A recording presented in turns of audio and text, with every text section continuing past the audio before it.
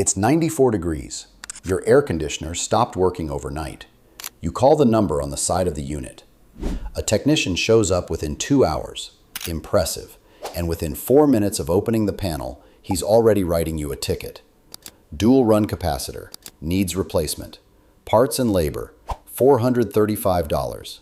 That capacitor, the exact one he pulled from his van, wholesales for $8.50 on Grainger. He carries 6 of them because it's the most common service call in the industry. The job takes him 5 minutes. He's charging you the equivalent of $5,000 an hour for parts and labor combined on a component so simple that YouTube has 400 tutorials showing homeowners how to replace it safely. We priced the same capacitor at 11 wholesale distributors and 6 big box retailers. Then we got quotes from 14 HVAC companies in 4 cities without telling them we knew the price. Here's what we found. Before we get into the pricing, you need to understand what this part does, because the entire markup depends on you not knowing. A capacitor is a small cylindrical component, roughly the size of a soda can, mounted inside the electrical panel of your outdoor AC unit. Its job is simple. When your thermostat calls for cooling, the compressor and the fan motor both need a burst of energy to start spinning. The capacitor stores that energy and releases it in a single pulse, like a starter motor in a car. Once the compressor is running, the capacitor keeps feeding it a smaller, steady charge to maintain the rotation. That's it. That's the entire function. Store energy, release energy, keep the motor turning. There are 2 types. A start capacitor delivers one big jolt and then disconnects. A dual run capacitor, the one that accounts for the overwhelming majority of service calls, handles both the compressor and the fan motor simultaneously. It has 3 terminals on top. One for the compressor, one for the fan, one common. 3 wires, 3 connections. No programming, no calibration, no specialized fitting. Now here's why it fails so often.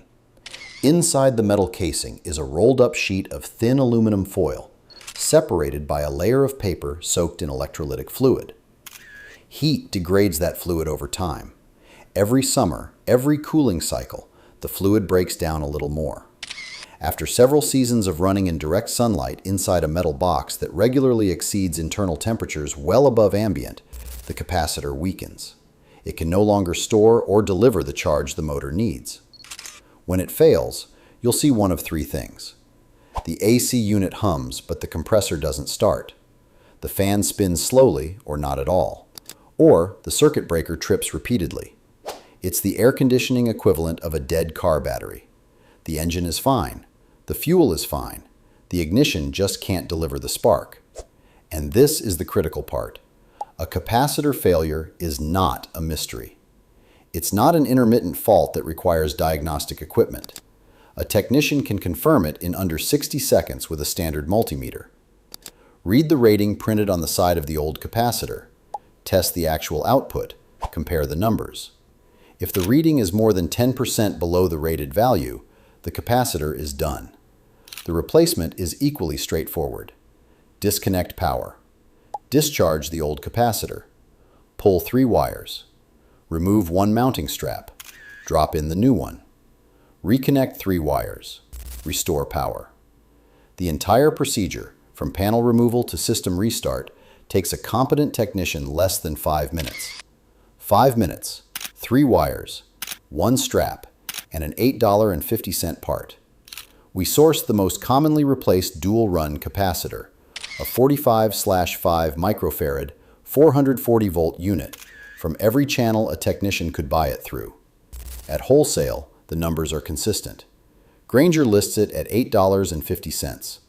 Johnstone Supply, the largest HVAC-specific distributor in the country, sells the same spec capacitor for $7.20 to contractors with an account.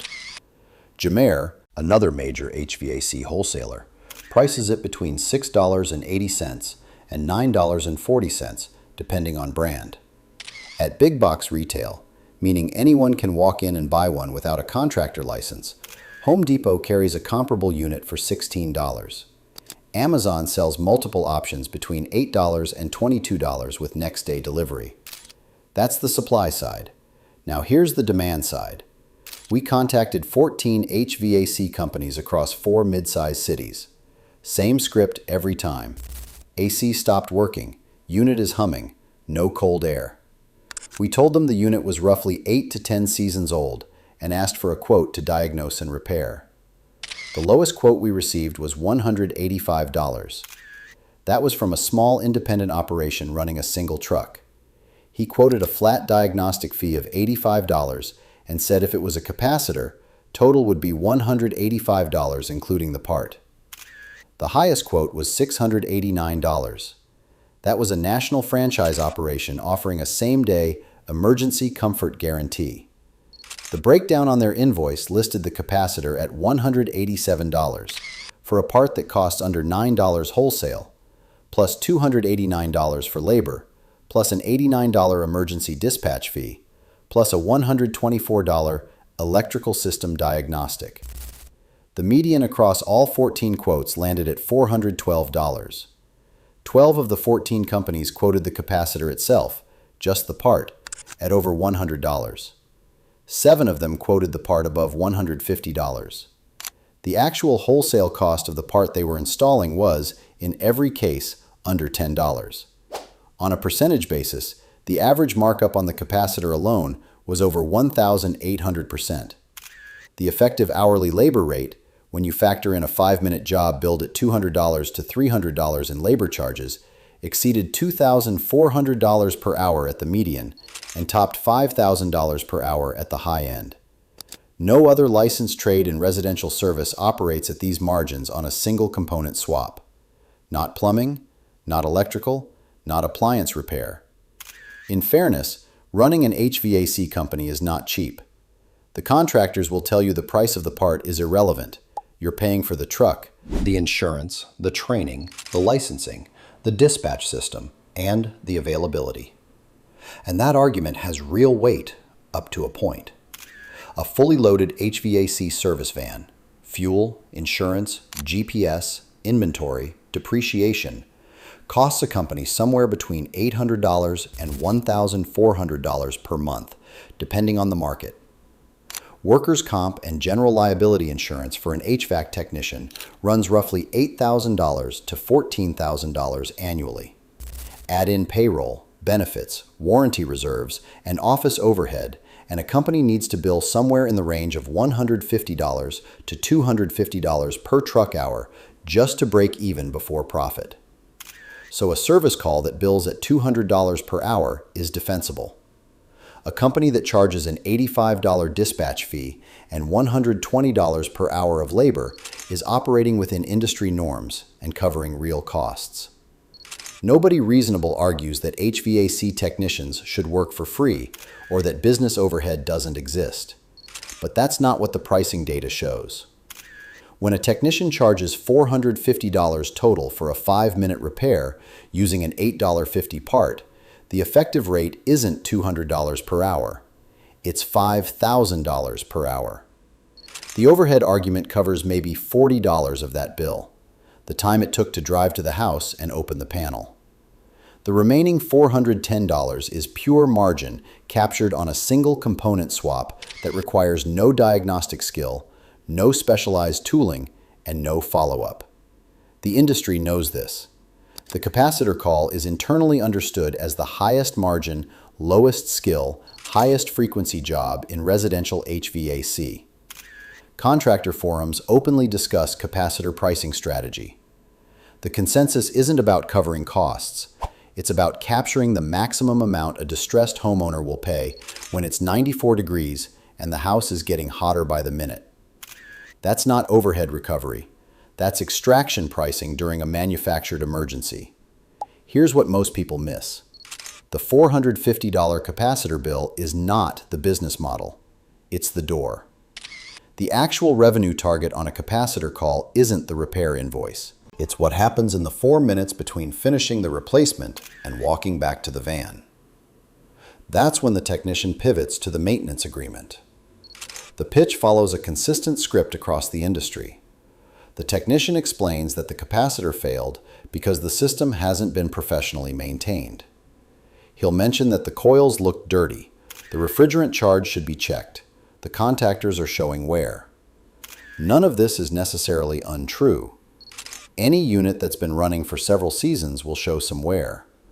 But the purpose of the observation isn't diagnosis, it's enrollment. The maintenance agreement is typically $29 to $49 per month, billed automatically. It includes 2 annual tune-ups and a discount on future parts and labor, usually 10 to 20%. The homeowner, standing in a house that was 90 degrees 30 minutes ago and now feeling the relief of cold air, is in the most psychologically receptive state possible. The technician just solved a problem. Trust is at its peak. Discomfort is still fresh in memory. The fear of it happening again is immediate and real. Industry training materials frame the capacitor call explicitly as a conversion opportunity. The repair itself is treated as a trust-building event. The technician demonstrates competence and reliability on a visible, tangible fix, then leverages that trust to sell recurring revenue. The $450 repair generates $450 once. The maintenance agreement generates $350 to $590 per year, every year, for as long as the homeowner stays enrolled. The average retention on an HVAC maintenance agreement is just over 3 years. That means a single capacitor call, 5 minutes of labor, one $8.50 part, can generate over $1,500 in recurring revenue on top of the initial repair bill. The capacitor isn't the product. The homeowner's ongoing anxiety about system failure is the product. This is why the capacitor markup exists at the level it does. It's not priced based on the cost of the part or the labor. It's priced based on the lifetime value of the maintenance contract it opens. The inflated repair bill subsidizes the conversion funnel. None of this means you should never call an HVAC technician. Complex refrigerant work, compressor replacement, electrical rewiring, those are jobs that require licensing, specialized tools, and experience. But a capacitor swap is not one of those jobs. Here's how to confirm a capacitor failure yourself. Turn off the system at the thermostat and the breaker. Remove the access panel on the outdoor unit. It's held on by a few hex screws. The capacitor is the silver or black cylinder with wires connected to the top. Look at it. If the top is bulging, swollen, or leaking fluid, it's failed. You don't even need a meter. If it looks physically normal, you can test it with a basic digital multimeter set to the capacitance function. Read the microfarad rating printed on the side of the capacitor. It'll say something like 45/5 microfarads. Test each section. If the reading is more than 10% below the printed rating, the capacitor is weak or dead. The replacement part is available at any HVAC supply house, most of which sell to the public. You can also order the exact part online for between $8 and $18 with next-day delivery. Match 3 numbers: the microfarad rating, the voltage rating, and the terminal configuration. If those 3 match, the part will work regardless of brand. The replacement procedure requires you to discharge the old capacitor before removing it. Place an insulated screwdriver across the terminals to bleed any stored charge. Then photograph the wire positions, disconnect 3 wires, remove the mounting bracket, install the new capacitor, reconnect the wires in the same positions, and restore power. The entire process takes less than 15 minutes the first time you do it, and less than 5 every time after. For those who prefer not to do the work themselves, 3 questions will change the dynamic of any service call. First, ask for an itemized quote that separates the cost of the part from the cost of labor. Any company that refuses to itemize is hiding the markup. Second, ask what the wholesale cost of the part is. You don't need them to answer honestly. The question itself signals that you've done research, and it immediately changes the pricing psychology. Third, ask for the model number of the part before they install it, and tell them you'd like to verify the price independently. A company that balks at transparency on an $8 part is telling you everything you need to know about how they price everything else. The information exists. The parts are available. The procedure is documented. The only thing that makes a capacitor replacement a $450 event is the gap between what the homeowner knows and what the technician knows. That gap is the markup.